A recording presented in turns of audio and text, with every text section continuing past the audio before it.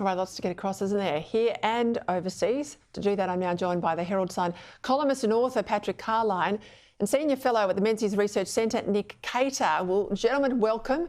We'll start, of course, with the first appearance of Donald Trump since the attempted assassination over the weekend. The former president was triumphant when he strode into the RNC room in Milwaukee. There was a standing ovation. He didn't speak, but he was officially confirmed unanimously as a Republican presidential nominee. He also announced via social media the author JD Vance would be his running mate. Nick, I'll start with you. I want your reaction on his appearance today. I thought he looked strong, but clearly, and Joe Hockey was there, he sent me a text to the same effect. He said he looks really knocked around by events on the weekend. Well, we all can understand that. What's your reaction to the vision and also the pick of JD Vance to join his ticket? Well, I think you're right. Donald Trump is looking very strong. One's tempted to say unbeatable, but of course you wouldn't dare say that in politics at the moment. And the events of the last 48 hours have just been incredible, Peter. I mean, if you'd have workshopped that as a plot for a novel, you couldn't have come up with what actually happened. 2 centimetres one way, the man was dead. 2 centimetres the other way, and it was a shot fired at the rally. But obviously it hit him, and that his reaction to that was just... I can't find any other words to describe it except extraordinary. So he's going in. The fewer words he says in general, I think the more popular he is. He doesn't actually have to say too much now. We know what he represents. As for JD Vance, I'm very, very excited by this appointment. You know, the Republicans have been moving for more than 20 years towards picking up those working class, blue collar working class people.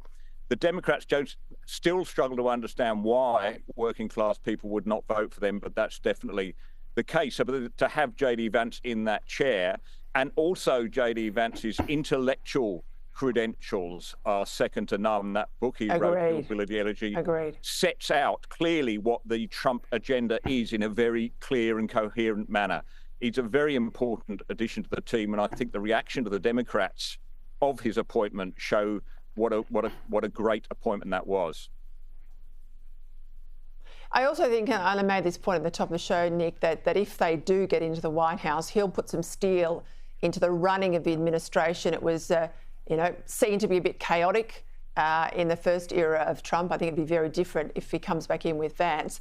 Patrick, clearly, I mean, Nick's made the point, there's a real push by Republicans into that blue-collar territory, not only in the choice of Vance, but, I mean, lots of speakers took to the stage. There was retirees, small business owners. There was a Latino woman who didn't vote with Trump last time. She said she's changed her mind. Really key demographic, obviously, they're Latinos. But the appearance of this Teamsters Union president, the first such Teamster in 121 years to turn up to an RNC convention, I mean, he is clearly signalling that the Democrat base is up for grabs. Here's a grab actually from what he had to say. This is Sean O'Brien, president of the Teamsters. And I think we all can agree, whether people like him or they don't like him, in light of what happened to him on Saturday, he has proven to be one tough SOB. Patrick, this will further discombobulate the Dems, won't it? Oh, absolutely. Look, I think it says more about the Democratic campaign than necessarily the Trump campaign at the moment. It is so far off the rails.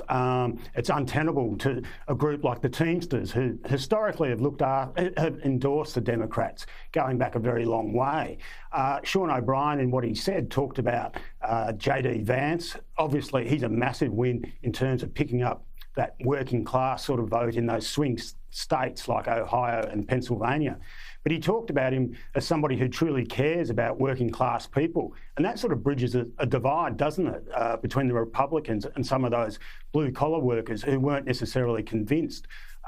Trump doesn't have to do much at the moment. He's got JD Vance and he's got people like Sean O'Brien. Basically, if not, he doesn't even have to endorse Trump. It's just the fact that he has disendorsed, in effect, the Democrats that is so critical at this moment. And Nick, just quickly, I mean, Joe Biden's struggling. We know that. There's a war inside the Democrats. Some want to replace him, but to make it easy, he basically has to resign.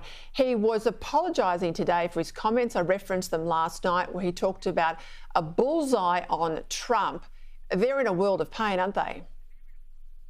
Well, they are. And this is the time when you need a leader. The Democrats need a leader who is strong on his feet, quick thinking, and can be relied not to say the wrong thing. We don't have that, of course, in Joe Biden. So, you know, his verbal problems, the issues with his cognitive ability, they're only going to be amplified by this, unfortunately, for the Democrats. And JD Vance, once again, I gather he's a millennial, actually, Peter. I can't believe we've actually put a millennial in the potentially in the vice presidency, but I gather that's what he is. So he will only serve to, you know, exaggerate and show up that difference in age with Biden. And I think intellect, certainly with the other vice president we've got there in the race.